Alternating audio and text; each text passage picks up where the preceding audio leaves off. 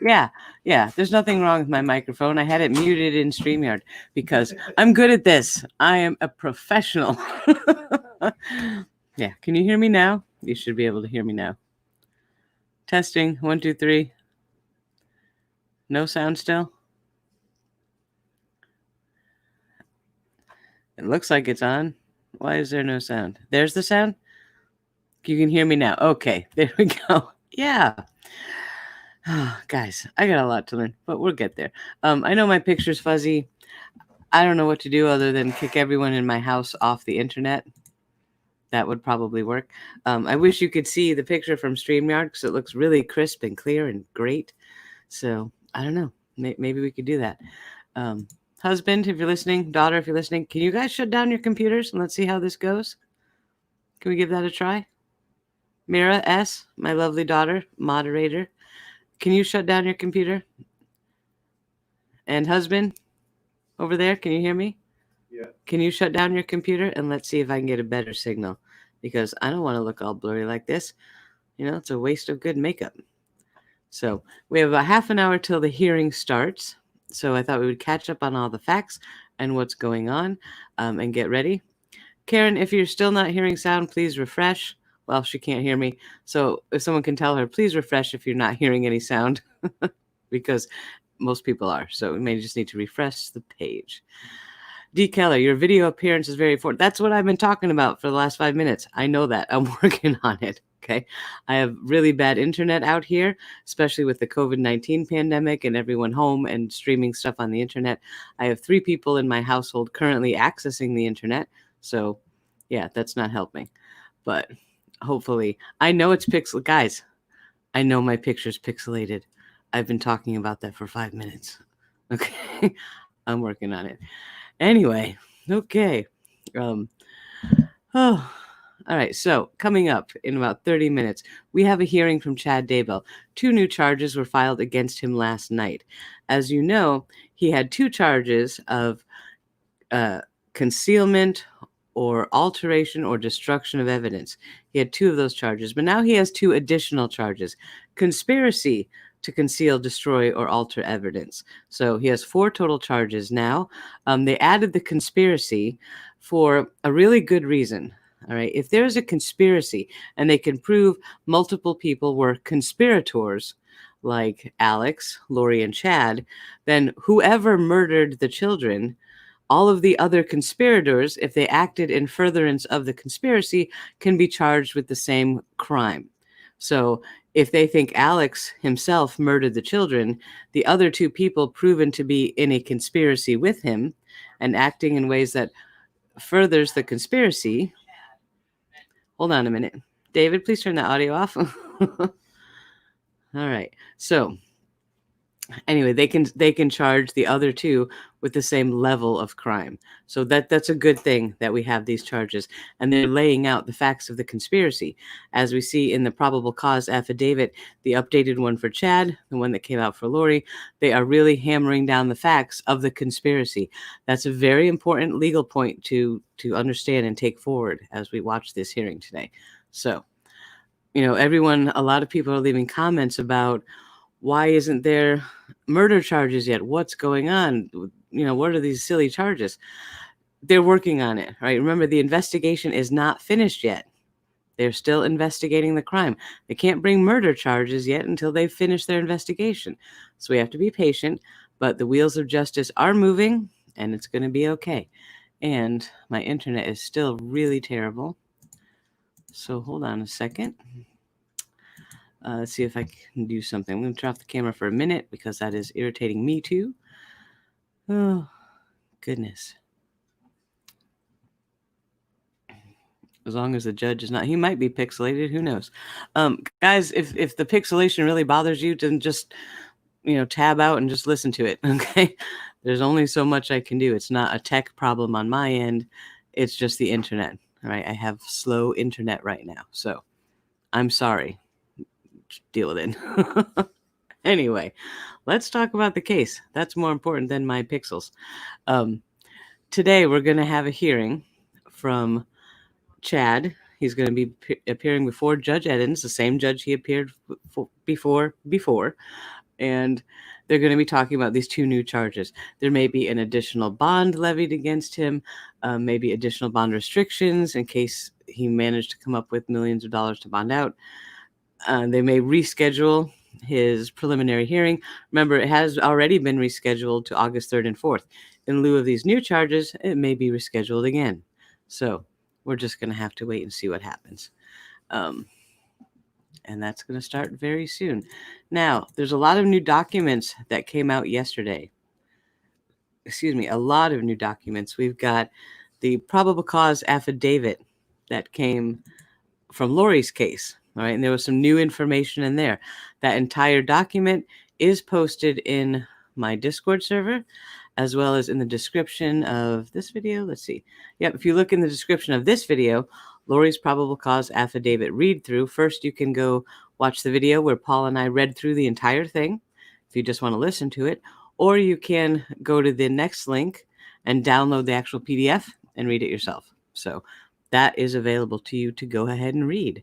Really interesting document. I don't want to go through it right now because it's long. There were a couple new pieces of information, so definitely worth getting familiar with that. Last night, they did release the updated probable cause affidavit for Chad, which is pretty much just a carbon copy of everything we've seen already. So there was nothing new in that document other than now these are conspiracy charges. So they highlighted the same points that they highlighted in Lori's, which really illuminate the conspiracy aspect of this case. So that's the new information we got. The other thing we're keeping an eye on today is Brandon Boudreaux, Melanie Pawlowski are supposed to be in court for their custody hearing today. This is the hearing in which Melanie Gibbs should be testifying, and she's going to be testifying on behalf of Brandon and telling the court things like Melanie Pawlowski thinks 2 of her children are zombies, which will certainly give Brandon, a leg up in this case. And I hope and I pray that he gets full custody of these children and they're not allowed anywhere around Melanie. So there are no cameras in a family court like this. So we're just going to have to wait. And as soon as we hear any information, I will bring that to you. So hopefully things went really well for Brandon today. All right, let me read some chat comments because we do have some time to chit chat before this all goes down. Hello, Linda. Linda, are you feeling better today? I know you were feeling really bad last night. I hope you're feeling better. Rhonda, thank you for dropping the link to the documents. Jess, how are you feeling? I have to catch up with all of you. Guys, when you see the moderators in my chat room, these aren't just, random viewers that I gave wrenches to. These are people who are very, very dear to me. And unfortunately, because I've been so focused on this case and doing this coverage and making videos, I haven't really kept up with them, and I feel like a terrible friend. So please understand that I love you all dearly, and I'm so sorry that we haven't had a lot of, time to really talk. And Jess, I worry about you. You know how I worry about you. Jess is like my sister. I really just consider her my sister because, she is. So Jess, I love you. I hope you're okay. Linda, I hope you're feeling better. Stormy, you and I have been talking all morning. Hi. So yeah, we got a lot going on. And on top of it, right, I went to do my makeup today, which I think came out beautiful. And I opened my box to pick a palette, and I'm like, oh, there's my Tati Textures Neutrals palette. I love that palette. But, not real thrilled with Tati at the moment. Okay, what's next? Oh, look, there's my Conspiracy palette. Yeah, no. And so now I'm mad at all of my makeup. I don't know what to do. Oh, goodness. Should I go out and buy the James Charles palette? No, I don't think so. So, yeah, I need some ideas for some new palettes because I'm stressing that. Oh, goodness, that may seem silly, but, Julie Adams asks, what's happened to husband number 1 and husband number 2? Husband number 1, Nelson Yanes, really nothing is known about him. Husband number 2, William LaJoya, I believe, from what I have heard, he's still alive. Okay, so I don't know. Some people say he's not, but I don't see any evidence of that. There's no death certificate. There's, nothing. From all of my Google searches, I haven't done a background check on him because that seems a little weird and creepy. But, from what I can tell, William LaJoya is still alive. And then husband 3, Joseph Ryan, he is deceased, died in 2018. Fourth husband, Charles Vallow, died in 2019. And fifth husband is Mr. Spud Daybell, who we're going to see in a few minutes. that ought to be fun. Yeah, 20 minutes till the hearing starts. I'm doing the same thing I did yesterday, refreshing all the pages, all that stuff. Now let's see if my internet's working a little bit better. Turn the camera back on. All right, it looks great in StreamYard. Let's check YouTube. Hopefully you'll see me clear, maybe. See, this is why I need school to open back up.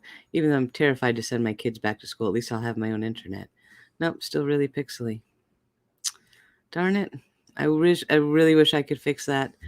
But wait, you know what I could do?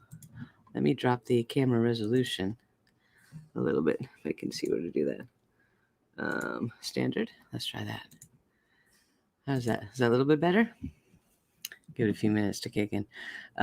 Paul is currently at work. Yes, Maureen. I have been on the phone with him most of the morning. He's very upset that he can't be here with us today for this hearing, although he said he's going to try and sneak away and watch it. So we'll see. We shall see. And I'm going to mute my mic for 1 second because I really need to cough. All right, there we go. All right, so still pixely. It looks a little bit better. I have one more setting I could try to drop the resolution even a little bit more, which is just yucky. But if I'm clear, oh goodness, that puts me right up big. I'm gonna try pushing the camera back a little bit, maybe. Whoa, nope, I dropped it. See, do you remember what I said earlier about I'm a professional? See, I told you. Got professional written all over this live stream. Yep, there we go. You saw my keyboard, my desk. Okay. Anyway, we'll go with this for now. I don't like having my face this giant in the middle of your screen, but at least it's not as blurry as it was. Yeah, but you just need to hear my voice, so you don't have to look at it. We'll get it fixed. Anyway. All right, so 20 minutes until we have this hearing. Let's see what's going on in chat. Oh, goodness. Yeah, thanks for grabbing that one, Jess. We're going to see Judge Eddins again. This is the same judge that saw Chad's first hearing, the same judge that we saw on Lori's hearing, which was interesting. I really like Judge Eddins. He seems to not be playing any games. He was not changing that bail when Chad didn't want the $1 million bail. He was like, nah, dude. So I like Judge Eddins. I think he's fair. People have asked some questions about the female judge that Lori saw. That is Judge Mallard or Mallard. I'm not sure how she pronounces that, but she is in Madison County. So the current charges, well, the previous charges we saw on Lori were out of Madison County. These new charges that were just brought on her the other day, that's from Fremont County. So that's why she's in front of Judge Eddins. All right, so I haven't formally heard that they've dropped the previous charges yet, although I expect they probably will because the children are now known to be deceased. So we'll just have to wait for that to happen. But she currently has $1 million bond for the two charges in Fremont County and presumably still $1 million bond for the two charges in Madison County. I don't know. We'll have to look into that and see what's going to happen. Oh, and today, Chad is going to have the two new charges, so perhaps an increase in his bond. Who knows? But we'll probably have a change in the date of the preliminary hearing. I don't expect this is going to be a really big bombshell kind of hearing. The judge will read the charges. They'll talk about the bond. They'll set a date for preliminary hearing, and we'll be out of there in about 15, 20 minutes. So should be pretty straightforward. This is not going to be anything. They're not going to be introducing evidence or anything like that. It's just a procedural hearing. The first time that we'll get any decent information is at the preliminary hearing.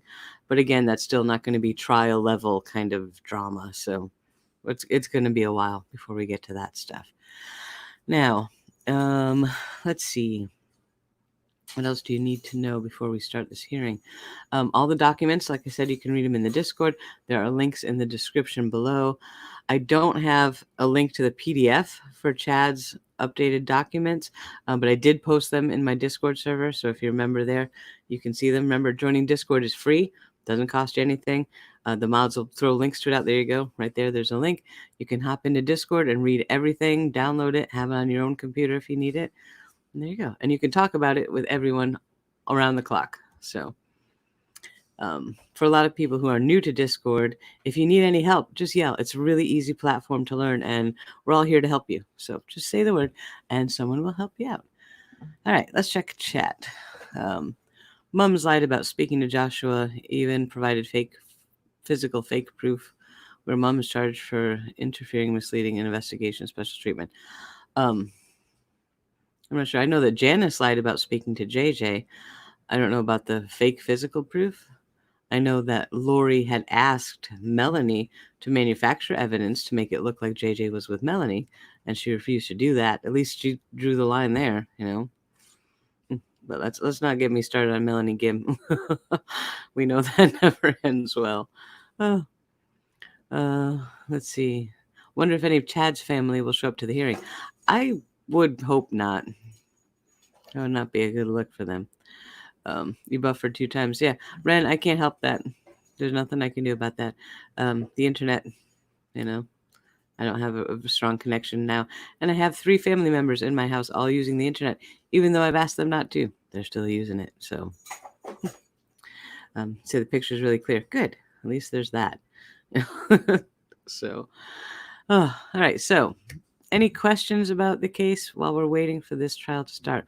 What about Lori's lawyer lying about representing Chad? Yeah, Teresa, that's a big deal. The judge, they had gotten into a conversation in the hearing yesterday about Mark Means possibly representing another person involved in the case. And Mark pretty much came out and said, no, never. I haven't represented anyone else. And of course, everyone, including the prosecutors, like, what? You were representing Chad. No, not me. Is he really that forgetful? In which case, he probably shouldn't be practicing law. Or did he straight up lie? In which case, he shouldn't be practicing law. That's a problem. He cannot represent Lori.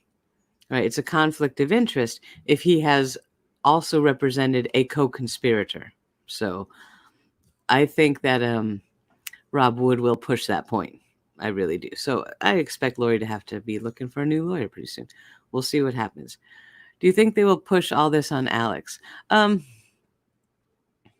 think they're going to try, but I also think that's why what we're seeing right now is the really big focus from law enforcement on the conspiracy charges. Remember, even if they try to pin it all on Alex, and even if it can be proven that Alex himself was the one that murdered the children, if Lori and Chad are proven to be conspirators to their murder, proven to have taken action in furtherance of the conspiracy, they can be charged with capital murder, same as Alex would have been. So, that's something to really understand. The conspiracy charges may sound like, well, that's a silly, dumb charge. No, it's not. That's the doorway to their life imprisonment or death penalty charges. So it's okay. All right. It's okay. It really is okay. Okay. Got a message from my husband. He has wrangled the internet usage away from the children. So maybe that's why my picture looks a little bit better. I will try. Let me try to bump up the resolution so I'm not giant. I have issues being giant. All right, let's see if that still stays nice and clear. All right, so there we go. You can get life for conspiracy if you have proven to have been acting in a way that is furtherance of the conspiracy, which is what we see in the affidavits yesterday. All right, they talk about things like Lori calling Melanie Gibb and telling her to lie about JJ's whereabouts. Okay, that's part of furthering the conspiracy. Chad sending those texts to Tammy, that's furthering the conspiracy. So they've got Lori and Chad both with evidence that they acted in a manner which is a furtherance of the conspiracy. So no matter which one of the 3 actually killed the children, they're going down for it. All right, so rest assured, it's okay.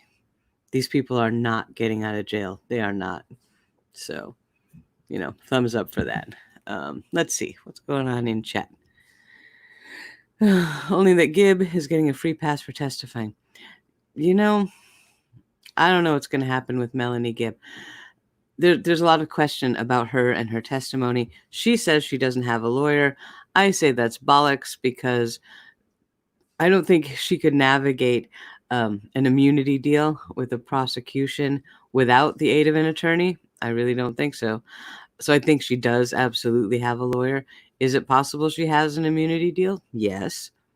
Her testimony may be pivotal in securing charges against Chad and Lori. So, yeah. Do I think she deserves some sort of legal consequences for her lack of action? Yes, I do. Do I believe she acted in a manner which was the furtherance of the conspiracy? That's tough. That's a little bit tougher to prove, but maybe they can. Maybe we'll see conspiracy charges against her. We don't know. We're going to have to wait and see.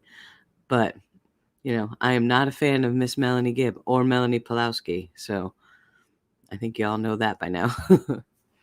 Not sure who Nancy Grace was interviewing, but she was saying how Tylee was always sick and they could never find out what was wrong with her. Oh, I'm not sure who that is, who they were talking to. I know Nancy Grace has had Julie Rowe on a lot, but that doesn't sound like something Julie Rowe would have said. So I don't watch Nancy Grace if I can avoid it at any cost. So I'm not sure who that was. Where was Chad when Alex was burying the kids on Chad's property? Teresa, another awesome question. I'm pretty sure we're going to get the answer to that eventually. If they've tracked Alex's phone with that much detail, they probably have traced Chad and Lori's phones as well. And we'll hear about that. They're probably sitting on that to work in for other charges coming down the road. So that was Amber. Oh, that was Amber Raymond. Amber Raymond. Raymond? Pretty sure. No, not Amber. April Raymond. Thank you. April Raymond was Lori's friend who lived in Kauai, and Lori had stayed with her and Tylee when they had fled. When Lori ran away from Charles with Tylee, they went to and stayed with April, which was her friend from when she was in Hawaii before. April's had more of a head on her shoulders than Melanie Gibb, for sure. So if she's saying that, then that's great. Yeah, buddy. Thank you for the super chat. Keep up the great work. Finally downloaded Discord. Awesome. Excellent. Yeah, Discord is going to be the place to be. We are setting up the infrastructure in Discord to make it the perfect repository for information about this case. You can find everything you need with just a few clicks. So definitely tune into Discord. I'm just checking all the feeds to make sure I am not missing anything yet. Nothing new. The court has not started yet. I'm checking East Idaho News because East Idaho News has just had everything on this case. All right, East Idaho News is going to be live with it too. Has not started yet, so we're just watching. All right, we're just going to keep watching all this stuff. Nothing is starting yet. It should be starting in 7 minutes. It was a little bit late yesterday, but that's to be expected with technology and people and timing and all that stuff. Will Thomas asked, do you think there is a bail bonding company that would cover the $1 million bail even if either had $100K? No, I don't. Remember, that was something that was reported even on the news after Lori's first set of charges, that no bail bondsman would touch her. So I'm hoping that holds true. I really am. I don't want either of them to be out of prison, not even for a minute. Lindsay Henry says, East Idaho News has done a good job, that is for sure. Nate Eaton, I'd like to see him get a Pulitzer or something for his coverage of this case. Even I sparred with him a little bit over his some of his comments, but he has been on this case from day one. He has brought us some of the best interviews that we have seen with a lot of the people involved. Him and his buddy Eric Grossarth. Eric is also a reporter with East Idaho News who's been working with Nate on the case, and Justin Lum from Fox 10 Phoenix. Without the three of them, we wouldn't know anything about this case. So to all three of them, thank you. You have done amazing, amazing work. So we appreciate all of them very, very much.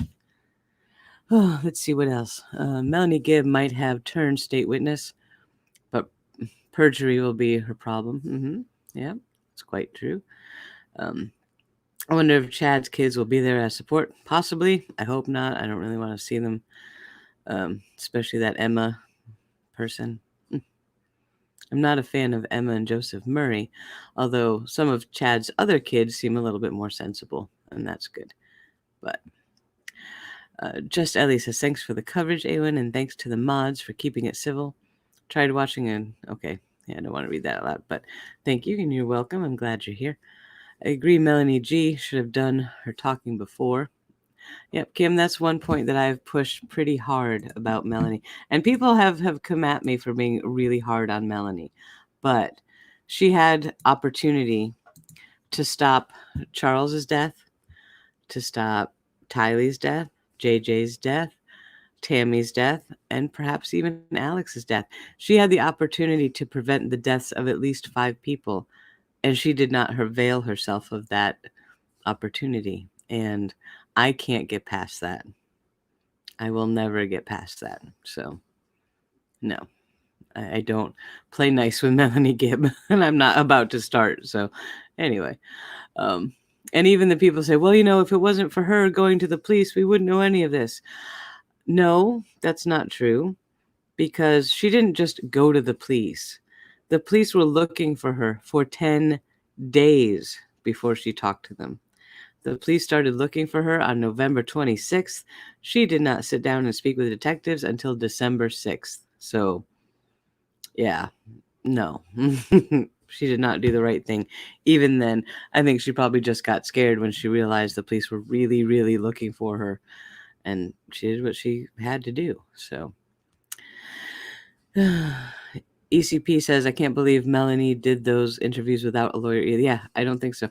On one hand, it's like, I don't think a lawyer would have wanted her to give those interviews, but looking now at the probable cause affidavits that we've seen, she didn't say anything in the interviews that she hadn't already said to law enforcement.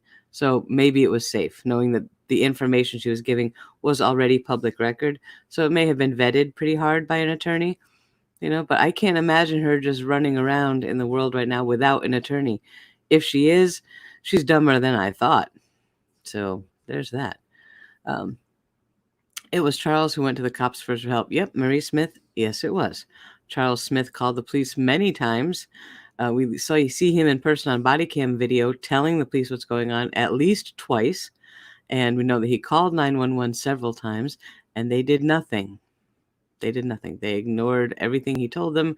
They blew it off like he was just whatever. They did not take Charles seriously. And now he's dead. And so are the kids. And so is Tammy and Alex. Just checking all the tweets and stuff, making sure we're not missing anything. It has not started yet.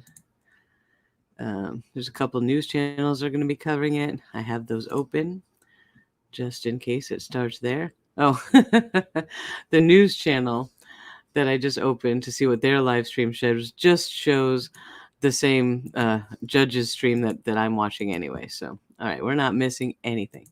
Nothing to worry about there. Diet Coke with a smile. Thank you. Diet Coke is my game. I'm addicted to Diet Coke. That's the one thing that I cannot give up. Can't do it. Gotta have my Diet Coke. And they didn't listen along the way. She acted, nope, they didn't listen. If they plead guilty, no trial. Correct, ECP. If they plead guilty to all the charges, there will be no trial. Excuse me. Do I think they'll plead guilty? No, I don't think they're that smart. That would be the smartest thing for them to do. I don't think they're that smart. So I think we'll have trials. Marie Smith says Alex was killed. Marie, I tend to agree with you. We have no evidence to support that, but it seems beyond reason to think that that was a natural death. I don't believe that. Though that's what the autopsy report says. They say that Alex did die of natural causes. However, remember, he was cremated too, so it's not like they can go back and check. So there's that, 123 Bud and Me says, my vice is Diet Coke, so I guess that's not the worst thing. I'm with you on that. Absolutely. I used to drink Tab all the time. Tab is actually my favorite soda, but it's really hard to find nowadays, so I've gotten used to Diet Coke. I don't think either one will plead guilty. Again, they don't see themselves as criminals. That is true, Rhonda. They do not. They do not. Melanie Gibb paid for her sins by announcing them to the world. I don't know about that.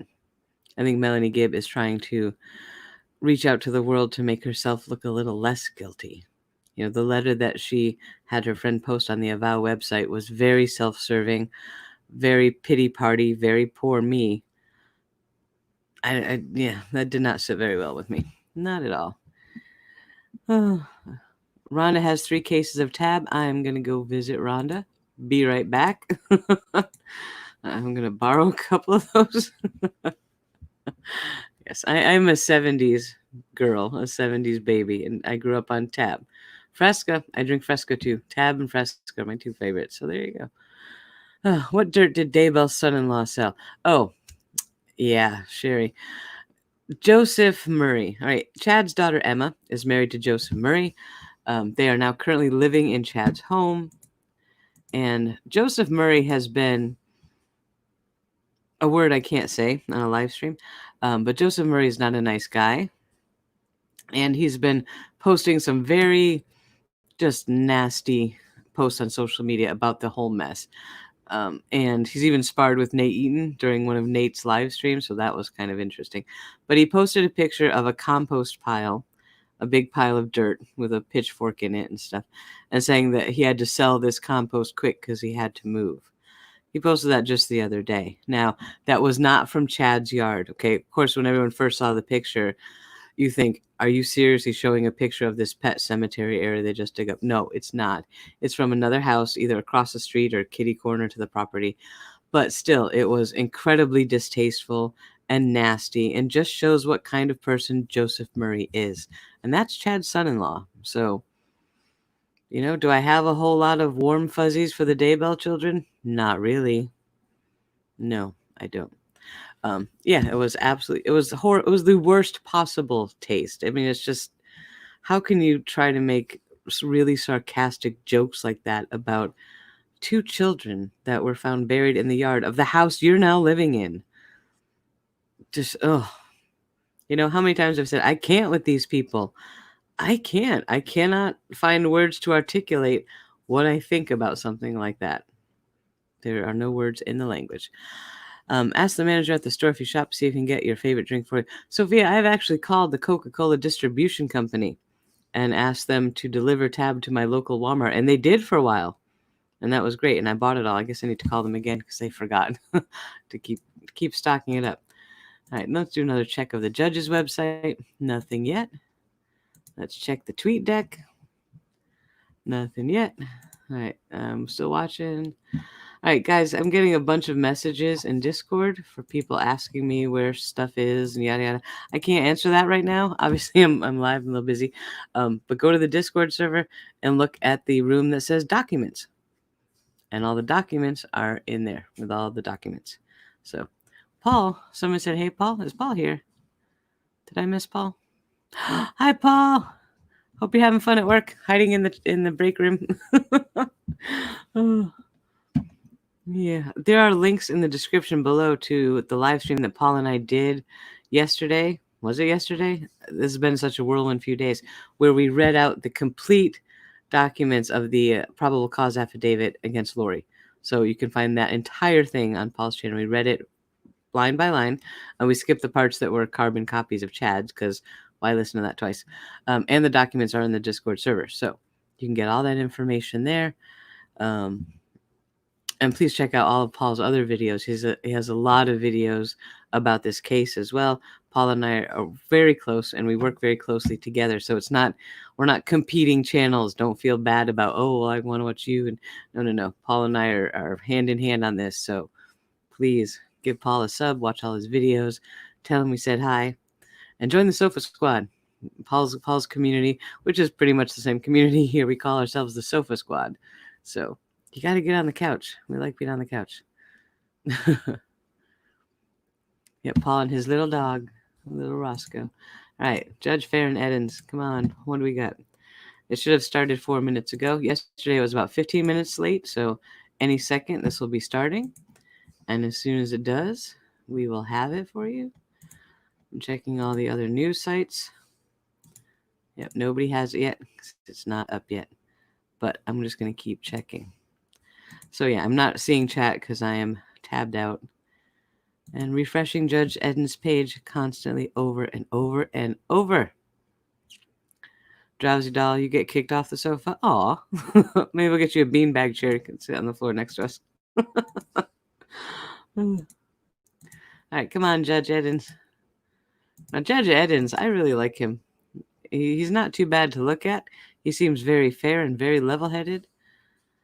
I like him a lot. Can you see my comments, Awen? Yes, Melissa Downey, I can see your comments. Can we get a wider view? A wider view of what? Of me? No, you can't. Because if I go wider, then my resolution is up too high, and then it just goes all pixely. Because I have bad internet. Which reminds me, I am going to call AT&T and talk to them about that today. They did an autopsy on Alex. Yes, they did, and the results came back that he died of natural causes. They can't go back and recheck because he was cremated, so that's all we know.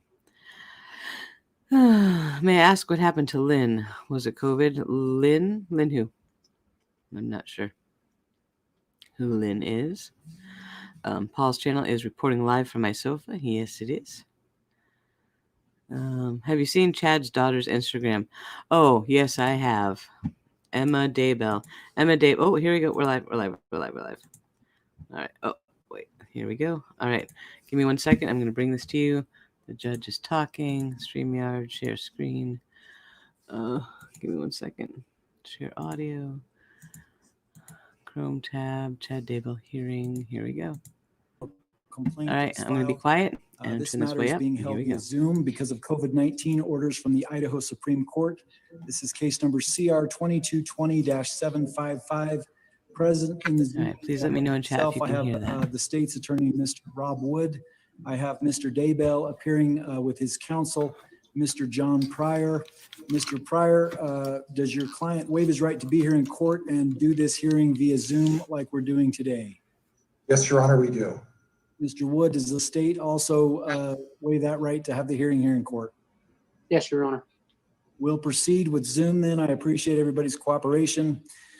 This matter came before the court yesterday. There was a motion to amend a criminal complaint that was filed by the state, and there was also an order that was signed by the court, and then there was an amended criminal complaint that was filed. Based upon that amendment, we are doing an initial appearance or redoing an initial appearance on this same case number. Mr. Daybell, can you hear me okay? Yes, Mr. Daybell, do you read, speak, and understand the English language? I do. Mr. Daybell, have you had enough time to meet with your attorney in preparation for today's hearing? Yes. Mr. Daybell, did you fill out a notification of rights form prior to the hearing today? Yes. I didn't hear you, Mr. Daybell. Can you Yes, speak? I did. Sorry. Mr. Daybell, do you understand all of your legal rights here today? I do. Mr. Daybell, did you also receive a copy of the motion to amend, the order to amend, as well as the amended criminal complaint that was filed yesterday here with the Fremont County Court? I did. And you had a chance to review that with your counsel, is that correct? Yes. Mr. Pryor, does your client want a formal reading, or can I just read the actual charges informally? Judge, at this time, we will waive formal reading of the complaint in this case, Your Honor. Thank you. I will proceed then. I'm going to read the amended criminal complaint as it pertains to the counts. It was filed, like I said, on June 30th, 2020. Under count 1, the charge is destruction, alteration, or concealment of evidence, which is a violation of Idaho Code 182603, a felony. It's punishable by up to 5 years in the state penitentiary and or up to a $10,000 fine. It alleges that the defendant, Chad Guy Daybell, on or between the 22nd day of September 2019 and the 9th day of June 2020 in the county of Fremont, state of Idaho, did willfully conceal and or did aid and abet another to willfully conceal the human remains of J.J. Vallow, knowing that said remains were about to be produced, used, and or discovered as evidence in a felony proceeding, inquiry, and or investigation authorized by law, with the intent to prevent it from being so produced, used, and or discovered. Count 2 is a charge of conspiracy to commit destruction, alteration, or concealment of evidence, a felony under Idaho Code 182603 and 181701. It's punishable by up to 5 years in the state penitentiary and or up to a $10,000 fine. It alleges the defendants, Chad Guy Daybell, Lori Vallow, and/or another person or persons on or between the 22nd of September 2019 and the 9th day of June 2020 in the county of Fremont, state of Idaho, and elsewhere, did willfully and knowingly combine, conspire, confederate, and agree to commit destruction, alteration, or concealment of evidence in a felony proceeding, inquiry, and/or investigation authorized by law, with the intent to prevent it from being so produced, used, and/or discovered, to wit, the human remains of J.J. Vallow, which is in violation of Idaho Code Section 1826.03, 1817.01. Overt acts. In furtherance of the conspiracy to commit destruction, alteration, or concealment of evidence and to affect the objects thereof, one or more of the following overt acts were committed by one or more of the subjects of the conspiracy within Fremont County or elsewhere in the state of Idaho. Number one, on or about November 26, 2019, Chad Guy Daybell misrepresented the nature of his relationship with Lori Vallow while questioned by the Rexburg Police Department during a lawful investigation regarding the whereabouts of J.J. Vallow.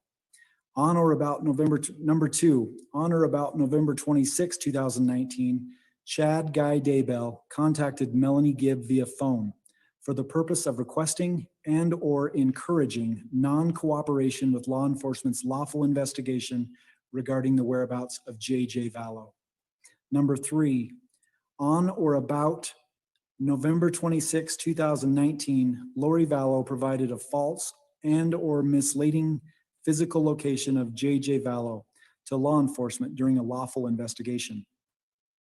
Number four, on or about November 26, 2019, Lori Vallow contacted Melanie Gibb via phone for the purpose of requesting and or encouraging non-cooperation with law enforcement's lawful investigation regarding the whereabouts of J.J. Vallow.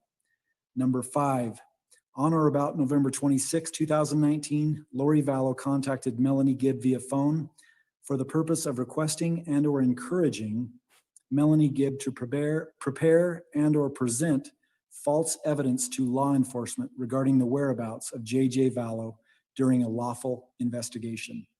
Number six, on or between the dates of February 30th, 2020 and June 9th, 2020, Lori Vallow refused and or did fail to comply with a court order to produce her minor child, to wit, J.J. Vallow, to the Rexburg Police Department or the Idaho Department of Health and Welfare in Madison County case number CV 3320-45.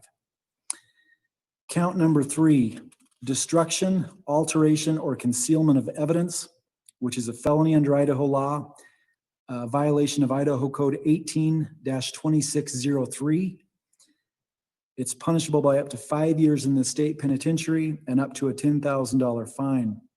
It alleges that the defendant, Chad Guy Daybell, on or between the 9th day of September 2019 and the 9th day of June 2020, in the county of Fremont, state of Idaho, did willfully destroy, alter, and or conceal, and or did aid and abet another to willfully destroy, alter, and or conceal the human remains of Tylee Ryan, knowing that said remains were about to be produced, used, and or discovered as evidence in a felony proceeding, inquiry, and or investigation authorized by law, with the intent to prevent it from being so produced, used, and or discovered.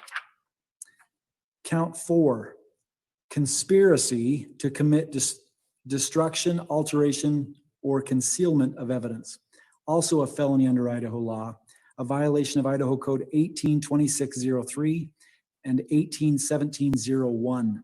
It's punishable by up to 5 years in the state penitentiary and or up to a $10,000 fine.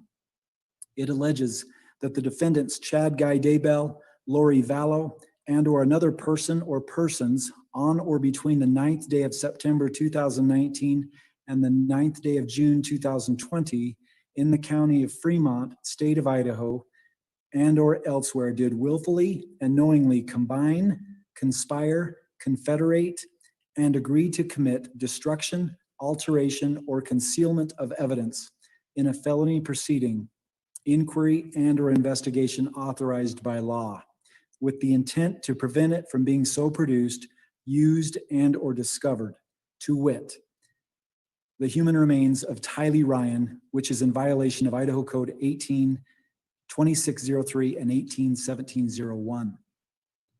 Overt acts.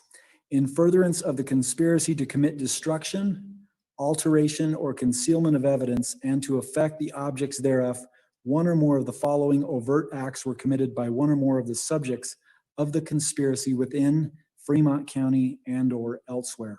Number one, on or about September 9th, 2019, Chad Guy Daybell sent text messages to another for the purpose of disguising the destruction, alteration, and or concealment of the human remains of Tylee Ryan on his property. Number two, on or about November 26, 2019, Lori Vallow provided false information to law enforcement regarding Tylee Ryan's attendance at BYU, Idaho, and or her current housing situation.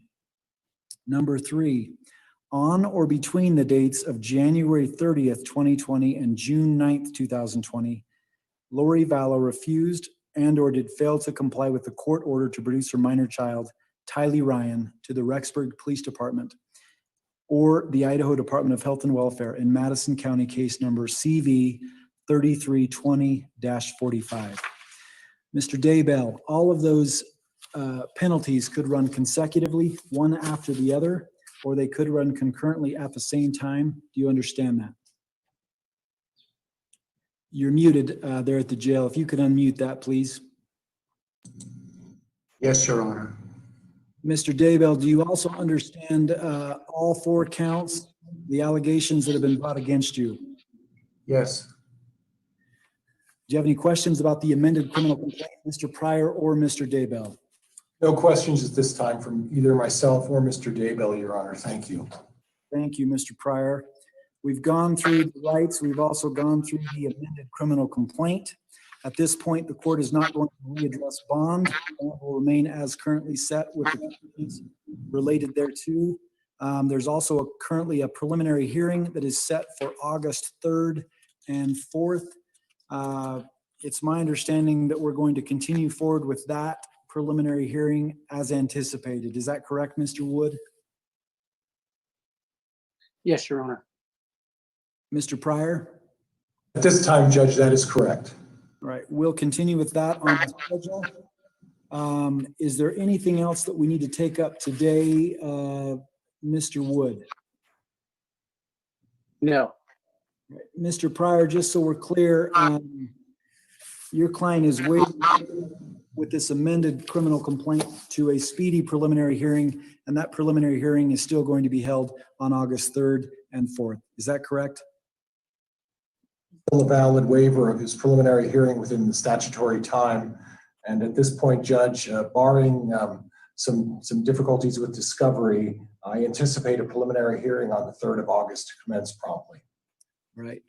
I think that takes care of everything. Something I've missed. All right, that will be the end of today's initial appearance. I appreciate everybody's appearing. We will be adjourned until further order of the court and until that prelim. Thank you, Judge. Thank you.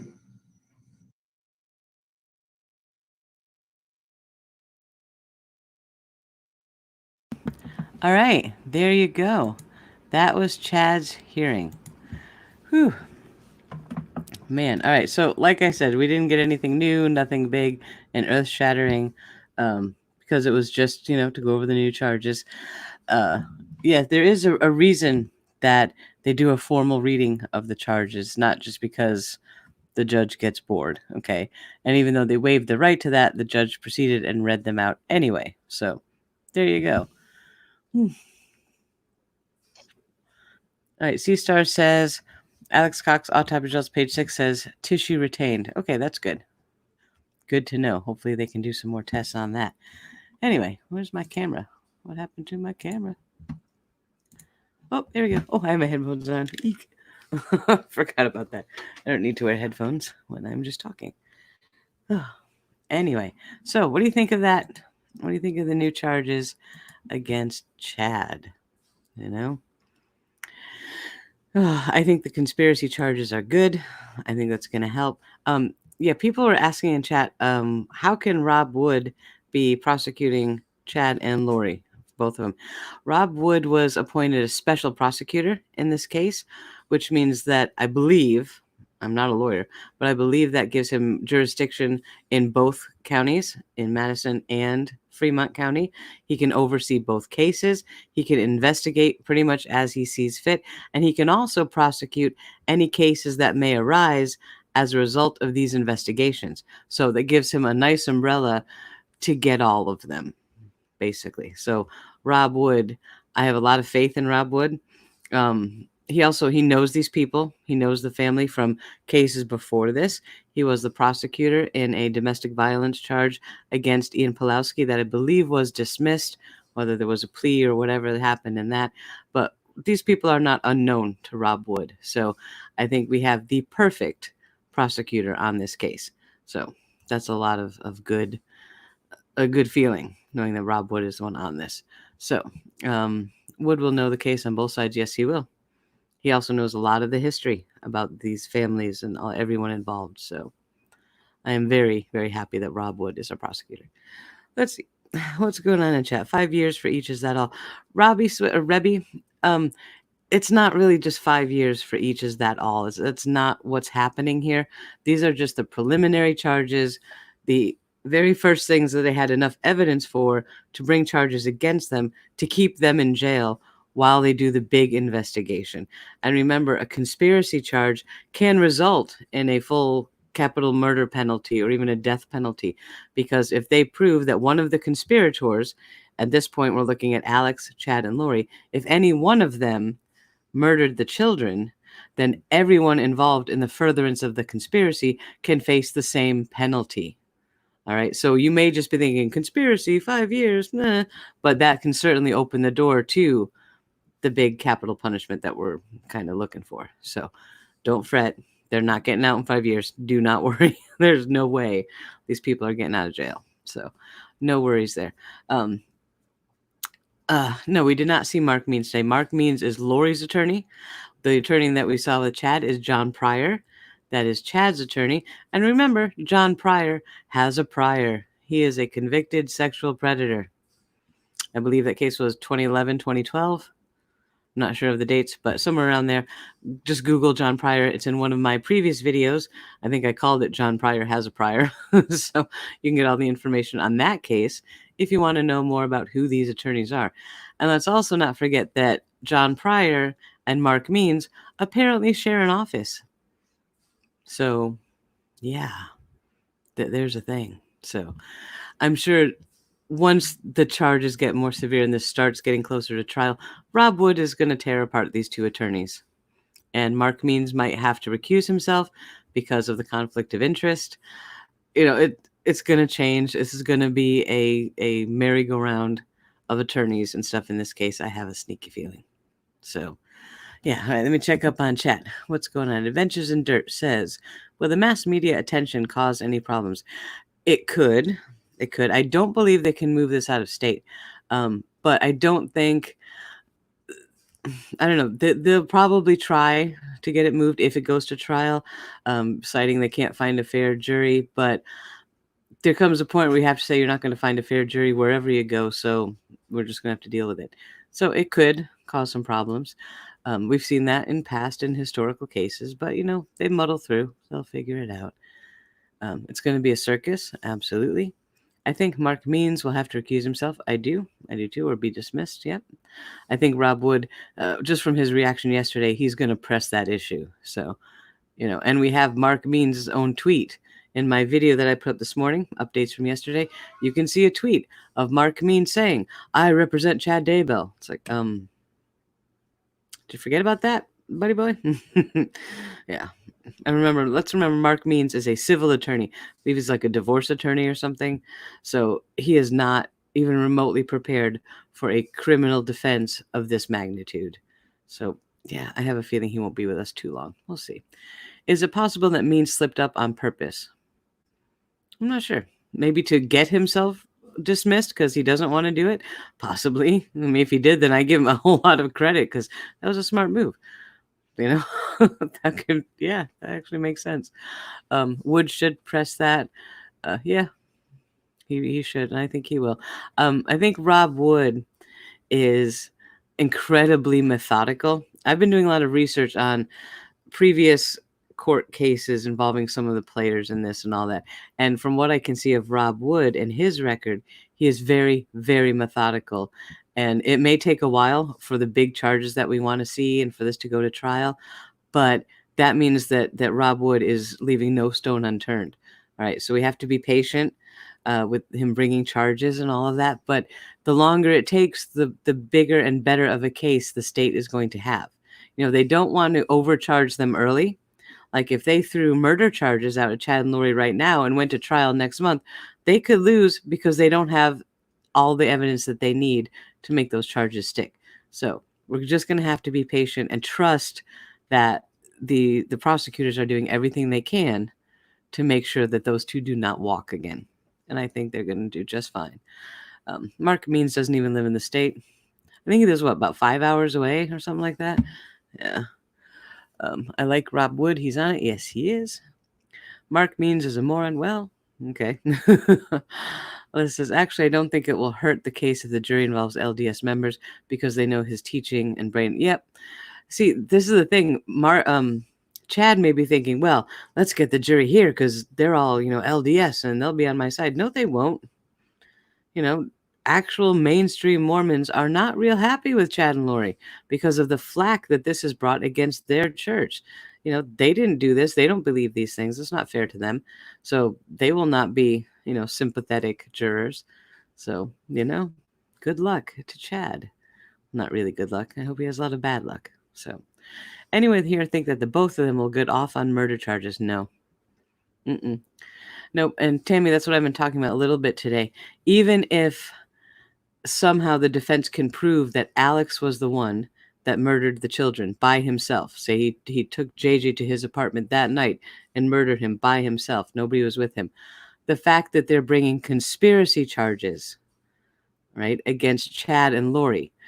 Anyone involved in a conspiracy, if the state can prove that Chad and Lori acted in a manner which was a furtherance of the conspiracy, they can face the same penalty as Alex would have for straight up first-degree murder. So don't worry. They got that covered.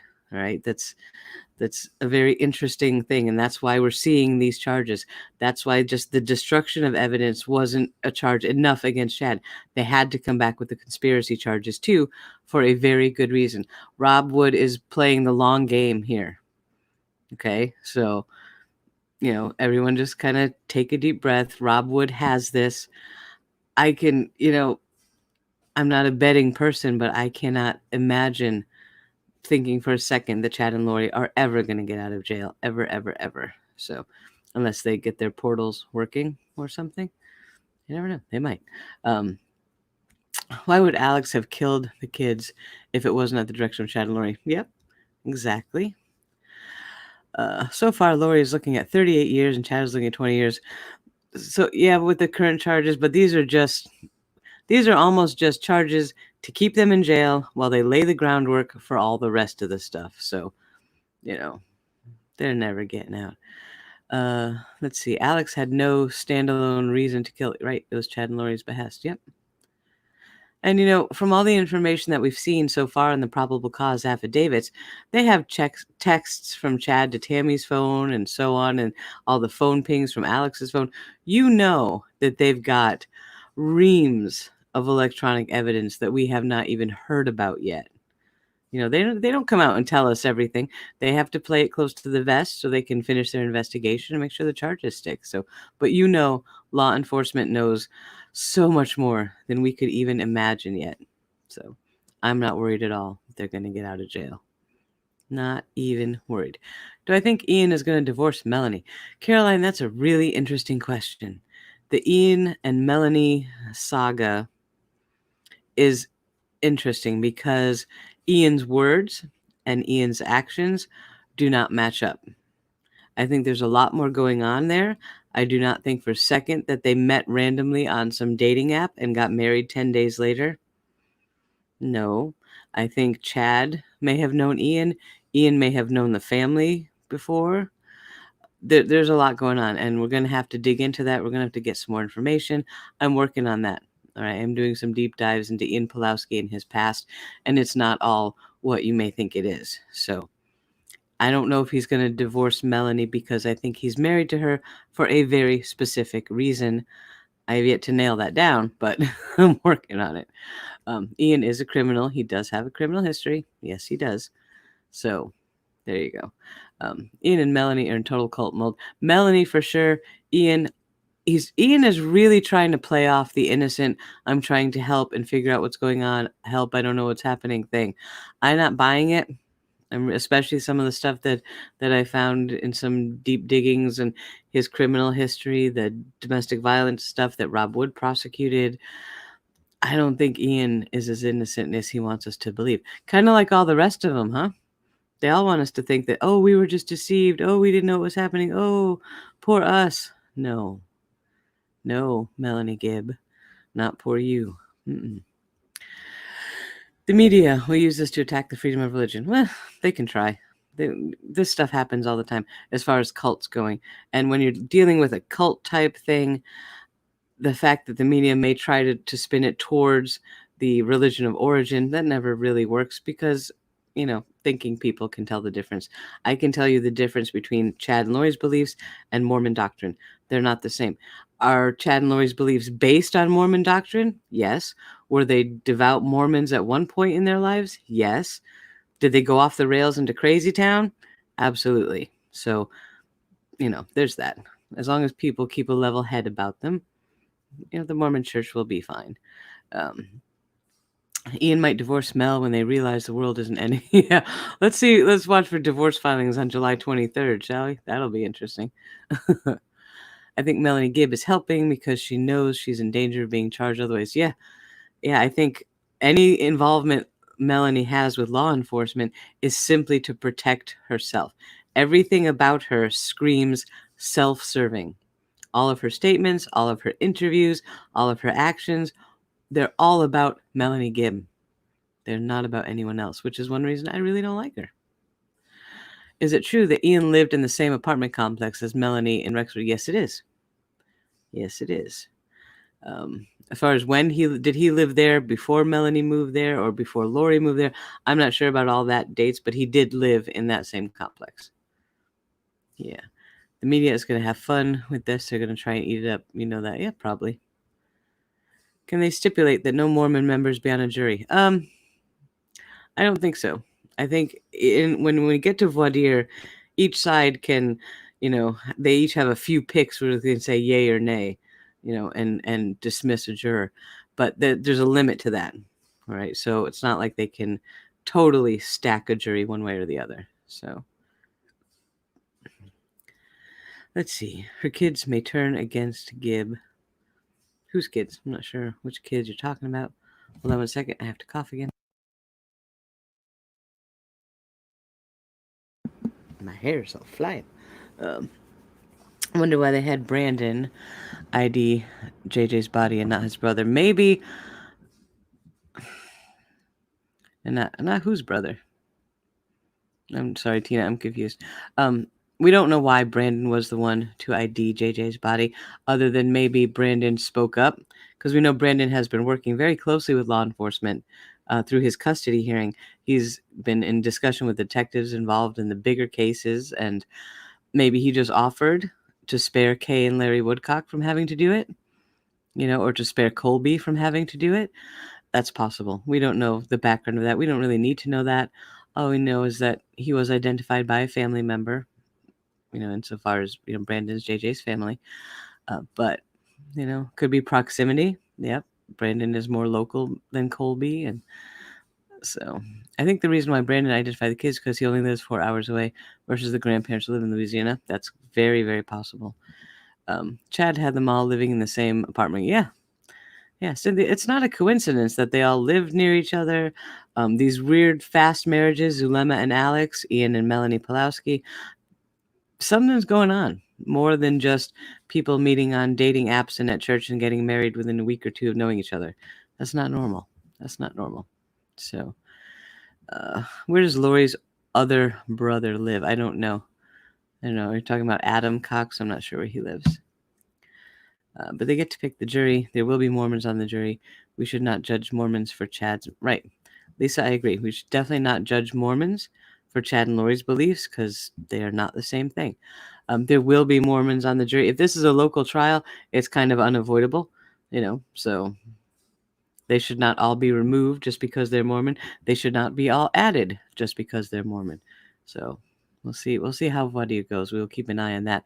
But we could be like a year or more from trial. So let's not get ahead of ourselves. That's a long way down the road. Who will marry next? Lori is going to marry Prison Princess. Zach Cox should have interesting testimony. If they call him to testify, that will be interesting. Yep. I'm a fan of Zach Cox. You can follow him on Twitter and Facebook. He's very outspoken about what he thinks and believes, and so far I like what he's saying. How many brothers does Lori Vallow have? Carolyn, I have just the thing for you. Let me get you a link here. Hold on one second. I have something that I spent a very long time trying to make because it was not easy. Because this is a crazy case. Let me get you a link. Actually, you know what? I can do a thing. Guys. All right, let's take a quick poll in chat. Do you want to watch a 3-minute-ish video that I made about the family tree? So you can see all of Lori's brothers and stuff? Because I can stream it to you because it's my own video, so I can't be copyright struck for my own video. I don't think. But would you like me to stream that to you right now? It's only like 3 minutes long, but it's a really good, fast layout of the family tree. All right, let's do that. Let me do that.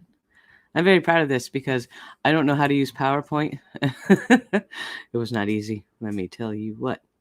All right, share screen, share audio, Chrome tab, family tree. All right, here we go. Watch and hopefully enjoy because I think it came out pretty good. StreamYard full screen. All right, there we go.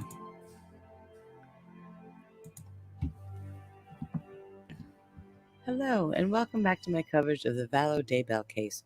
Today I thought we'd take a look at the family tree, as it's very complicated, and while we're waiting for other news to surface in the case.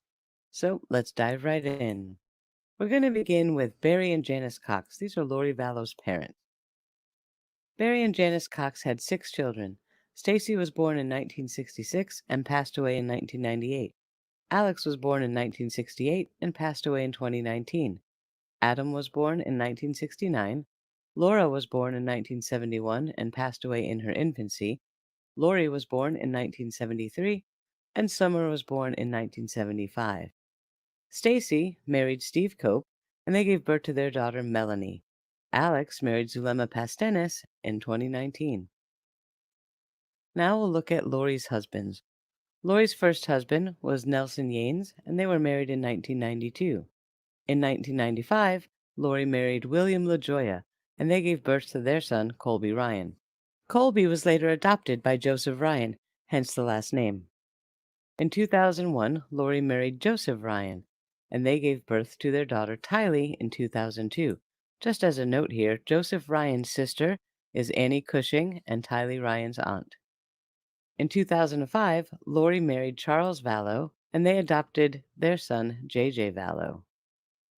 In 2019, Lori marries Chad Daybell. Now to explain J.J.'s circumstances. Charles Vallow's sister, Kay, is married to Larry Woodcock. They have a son. Their son and his wife gave birth to J.J. Vallow in 2012. A few years later, Charles and Lori adopted J.J. as their own. Moving on now to Melanie Cope, who is a significant character in this story. She is Lori Vallow's niece. She married Brandon Boudreau, and they have 4 young children together. Melanie Boudreau then married Ian Pulowski in November of 2019. Now, looking at Chad Daybell, Chad was married to Tammy Daybell, who passed away in 2019, and they have 5 children. Garth, who is 27, Emma, who's 26, Seth is 24, Leah is 21, and their last child is Mark. All right, so there you have the basic family tree for all of the main characters involved in this story. Hopefully, this will be a useful reference going forward, and it will be changed and amended as new facts come to light. So, as always, thank you for watching. I appreciate your support. Please consider hitting the like button. It really does help me know that people are watching and interacting. And don't forget, you can follow me on social media, Twitter, Facebook, Discord. All of those links are below, as well as a link to my Patreon channel. Again, thank you for watching, and I will talk to you soon.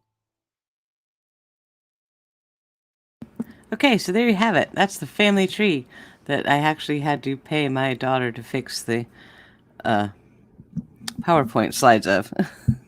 Oops, stop, Nate. Shoosh.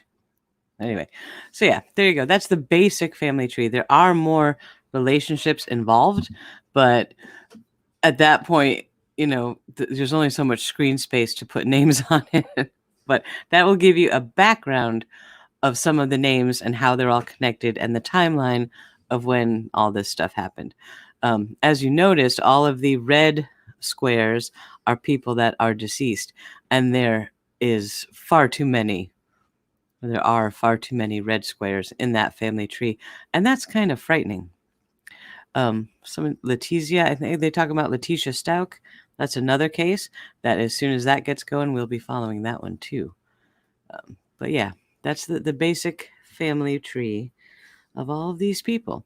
Hi, Sweet Crazy. How are you doing? I hope you're doing good.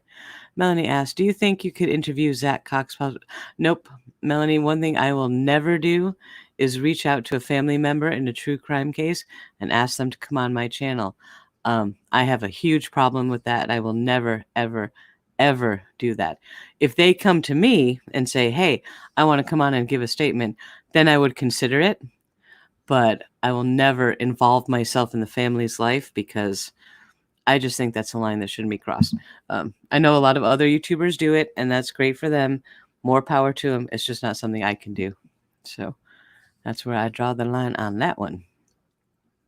The Woodcocks, Kay and Larry Woodcock have a son who I'm not going to name. His son is JJ. All right. JJ was born. The parents had problems. And so Kay and Larry Woodcock took JJ in.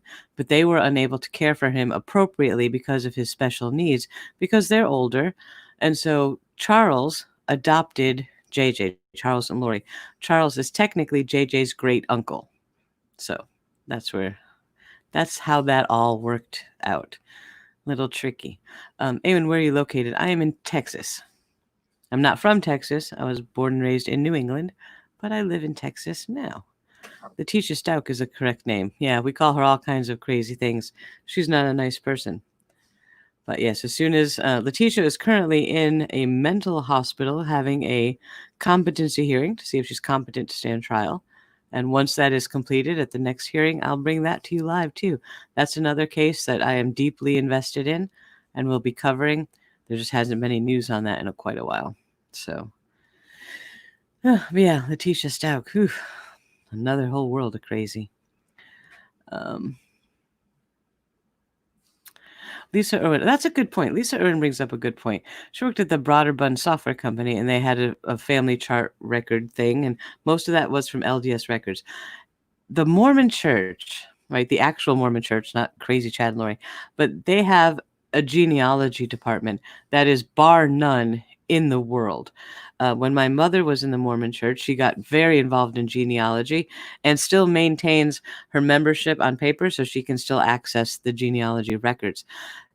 They, pretty much any marriage, any divorce, any birth, anything like that is traced through the Mormon Church. And if you remember, you have access to all of those records. And, that's one heck of a resource. So anyone who's deeply into genealogy has come into contact with the Mormon Church and their records at some point. Not Ancestry.com, but one of the other big genealogy websites is run by the church. So there you go. Bye, Linda. Take care. I hope you have some good rest and you're feeling better. Yeah. Yeah, the Mormon Church has the best genealogical records in the entire world, without a question. So that's an interesting thing. I'm not sure how I feel about that, but we wouldn't have the records we did. My mother has traced my family back so many generations because of the records provided by the Mormon Church. So there you go. Yeah, I know my camera's off again. I'm sorry, because I have my headphones on and stuff, and my hair looks funny with these giant headphones on. I have big gamer headphones with a microphone and everything. And they look terrible. If I wanted to hear the video. Lori's brother Adam lives in Kansas. I have no knowledge of that, but I will take your word for it. You'd be surprised. Well, yeah, Denise, I've been looking into that, and that's not something I want to talk about here, but I was surprised. Oh, yeah. That's because they seal their dead in the temple by genealogy records. The church had some mail, yeah. The Mormon Church is a big, big church. A very big, very wealthy church, and a very large organization. So, No, I didn't see stars. I didn't say you had to be LDS, but a lot of the genealogy records that you'll find anywhere come from the Mormon Church. And if you are a member of the Mormon Church, you can access their databases for free without having to pay like the monthly fee for the big websites and stuff like that. You can go to their repositories that they have in several places around the world where they have everything on microfiche and all that good stuff. So yeah, if you're a member, you get a lot more perks to accessing the data than if you're not. But a lot of that information is organized by the Mormon Church. So that's one of their big things. You wonder how they're paying for the attorneys. That's a good question. I'm really not sure how Lori or Chad are paying for their attorneys. Somebody speculated Mark Means maybe doing it pro bono just for some clout and some airtime, which is possible. Who knows?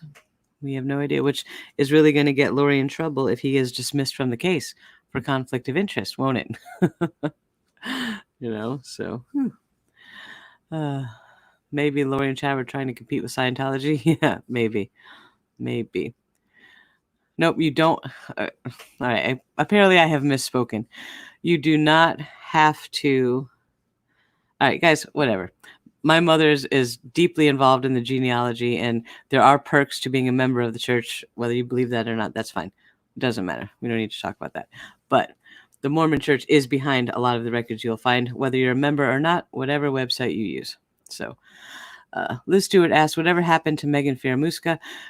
That's all kind of been on hold, maybe because of the COVID stuff, but I haven't heard anything happening in that case yet. As soon as that does, I'll bring that to you. That's another really, really horrible case. Drowsy, please tell them I'm not a troll. No, you're not. Who said you were a troll? Drowsy Doll is not a troll that I know of. I don't know who you want me to tell, but there you go. I told him. Melanie says, I have a family member that's... Whoops, where'd that go? Oh, she deleted it. Sorry. Perhaps Chad's fan club is paying for the lawyer. Maybe. You never know. Oh. Thank you for letting me see the cord on your station. I have no idea what that means. How come Tylee was only going to be 17 and not 18? No, she died when she was 16. She would have turned 17. So...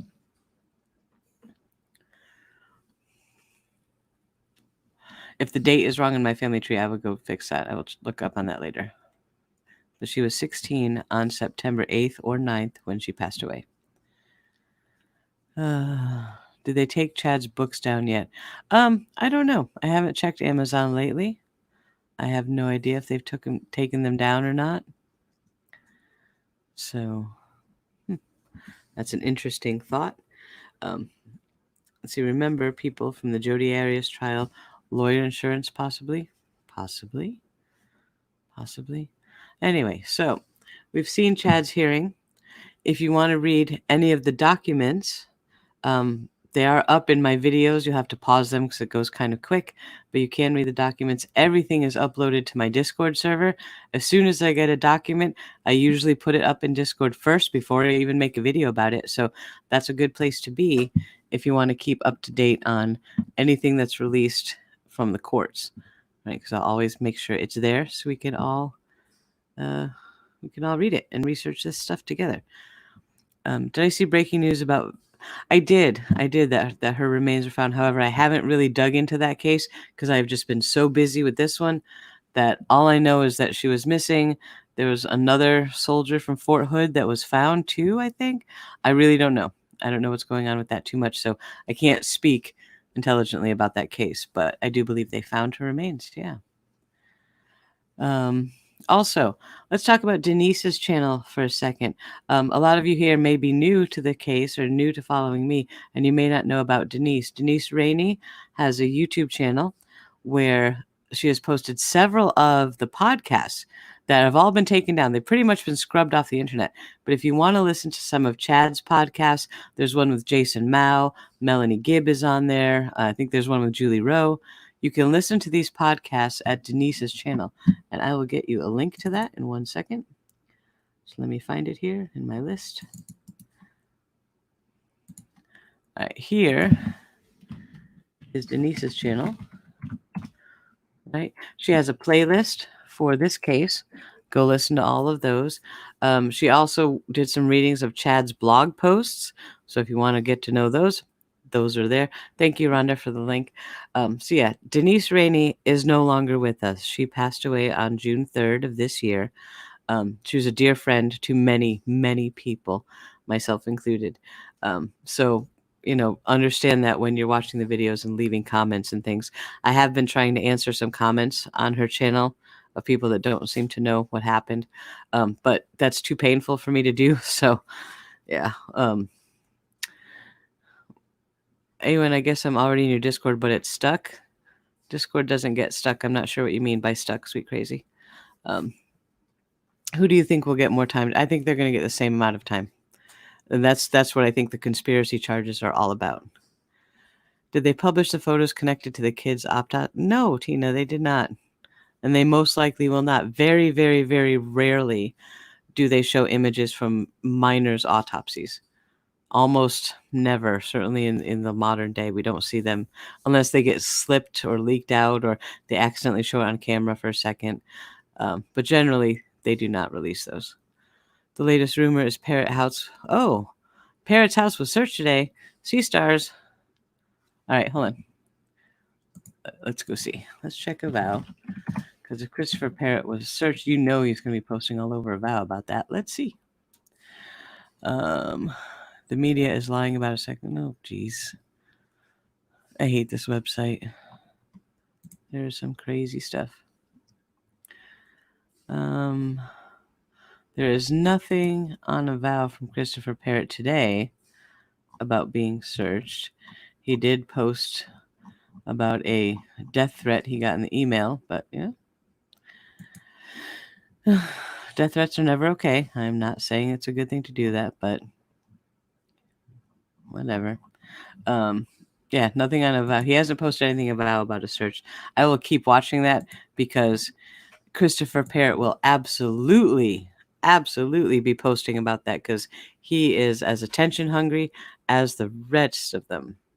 So thank you for that heads up. I will keep up on Avow and see what who is Christopher Parrot? All right, Christopher Parrot is the guy who took over running the Avow forum from the founder, Roger someone or other. Avow is a website called Another Voice of Warning. It is, well, it's hard to describe what they are. If you ask the members of Avow, they say they are mainstream devout Mormons. But if you ask a devout mainstream Mormon, they will say absolutely not. They're a crazy prepper cult offshoot. So depends on who you ask who Avow is. They are very anti-government. They're very militant. They're very conspiracy theory. They're QAnon, all kinds of crazy stuff on Avow. But Christopher Parrot was friends with Chad. I don't know about Lori, but definitely friends with Lori. They're very heavily linked to the Preparing a People group, which was the group that hosted all of Chad's talks that he gave, all of his podcasts, all of that kind of stuff. So they're knee deep with Chad and his crazy stuff. And Christopher Parrot was very outspoken in support of Chad. to the point where he had posts saying, "I will be vindicated. I know what happened to the kids. The kids are fine, and I'll tell you the whole story someday. And it's all about that evil grandma, Kay. She's just trying to keep the kids, and this is just nothing but a money-hungry custody case." Da, da, da, da, da, da, da. So he said all kinds of baloney in support of Chad. But then when the children were discovered in Chad's yard, he came out and said, "Oh, well, sorry, guess I was wrong. Ha ha ha. Anyway, moving on." So that's Christopher Parrott. Not a nice person at all. He didn't really apologize, Alyssa. If you read Christopher Parrott's statement, that's not really an apology. He's not a nice guy. He's not your friend. And so if his house got searched, that's very interesting. Very, very, very interesting. I'd like to see that. C-Star says, pow. Parrott, Mao, and Sosa are in this up to the next. Absolutely. I haven't covered them much on this channel. I don't talk about them too often because they're crazy enough to be actually scary. Okay? So there you go. That's what I think of those three. But yeah, I will keep looking on Avow and see if Christopher posts anything. So yes, he did say he'd be eating crow soup for a long time. That is him. That's Christopher Parrott. But he says a lot of very disgusting things. All right. Don't just take, "Oh, he made an apology. Oh, he must be a nice guy." No, he's not. So all right, so there we go. I'm just going to do one more check of the news before we go, in case anything happened. The bond amount is not changing with the 2 charges. That's right. All right, that's it. There is no more new news. So if anyone wants to see the hearing, you can just start the video over, find the timestamp, and just watch the hearing again. It's all saved in this live stream. I will leave this one up. Anyone, I can't believe the stuff that Chad's son-in-law put in place. Yep, I can't believe that, dude. I'm still, yeah. Robin, Joseph Murray has a long history of things like that. So that was not the first, and it probably won't be the last post he has. Oh, excuse me. All right, I need to go get some lunch because I am hungry. Hi, I've seen, yes, Off Duty Beauty. You can always email me at awinreesepodcast@gmail.com. The links to all of my social media are in every description of every video. So if you lose it, just open the description and you'll find it. You can reach me on Discord, Twitter, Facebook, email, whatever. Anything you have. I might not put it on air. I'll certainly have to vet it first and do some research, but I love getting tips and information, and I promise I will look into everything I get. All right. So thank you all for your help. Thank you all so much for your support. I'm so glad you are all here today. If there's anything specific you want to see about the case that hasn't been covered yet, shoot me an email, drop me a tweet, and I will look into it and see what we can do for you. So stay tuned. Make sure you hit the notification bell because news has not stopped in this case in 3 days now. So if anything big happens, I will be back live with you as soon as it happens. So thank you so much for your support. Mods, thank you so much. Stormy, Sarah, Jess, Rhonda, all of you. Linda, I hope you're getting some rest. Emily, love you so much. Thank you for all of your help. And guys, I'll be talking to you guys in Discord. I'll be there all day. So bye for now. Talk to you soon. End the broadcast. It always takes a minute to end the broadcast.